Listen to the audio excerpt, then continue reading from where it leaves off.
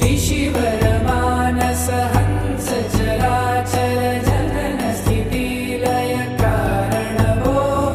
साम्ब सदा शिव शम्भो शङ्कर शरणं मे तव चरणयुगम् अन्तःकरणविशुद्धिं भक्तिं च त्वयि सतिं प्रदेहि विभो साम्ब सदा शिव शम्भो शङ्कर शरणं मे तव चरणयुगम्